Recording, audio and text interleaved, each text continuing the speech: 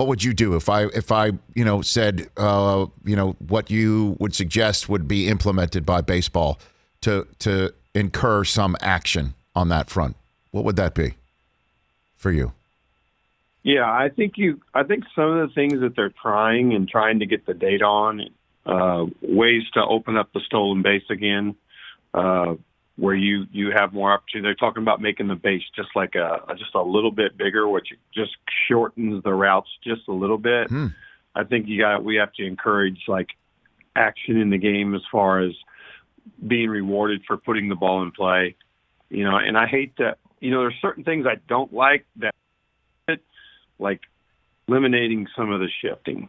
And to me, I look at that, and I know you do the NFL, and I look at that, like eliminating the shift is like telling the defense you can't play this way. You got to use only 3 linebackers, and you got to use only 3 defensive, but however many defensive backs, and everybody else has to be on the line of scrimmage. That's where shifting drives me crazy, because I think this has been a problem.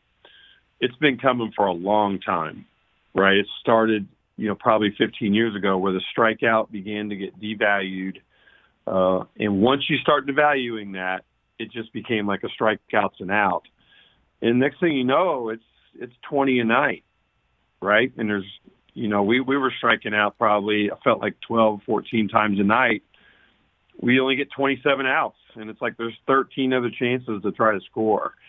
And so I think there's got to be ways to put things where we're incentivizing, stolen base, a guy that can put the ball in play, a different way of thinking about the game as far as, just all of the 3-run homer and don't matter if you strike out, things like that. Well, I mean, and in terms of the shift that you bring up, Don Mattingly, manager of the Miami Marlins here on the Rich Eisen Show, and you brought up the NFL. The NFL, when there was a big problem with points on the board, and you remember Mel Blount, from the Pittsburgh Steelers, Don, and he basically, because he was such a huge player, not just in terms of talent, but in terms of height and weight and how he could move at that position, and he was such a game changer. Like literally, whenever I see him at the Hall of Fame, it does look like he could still give me 10 snaps, Don.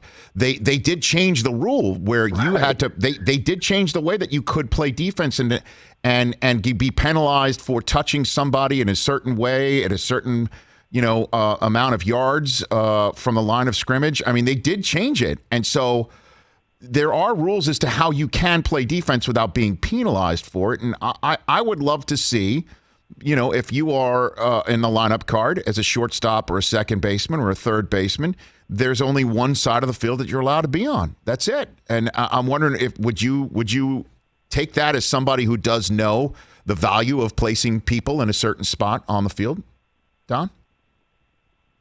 Yeah, I think that's fair. And I think that's really, if you've been following it all, like Theo Epstein has become a part of MLB, and they're doing a lot of studies on the shifts and, the bases, moving the mound back, not changing the strike zone, but making it automated where the guys know the strike zone.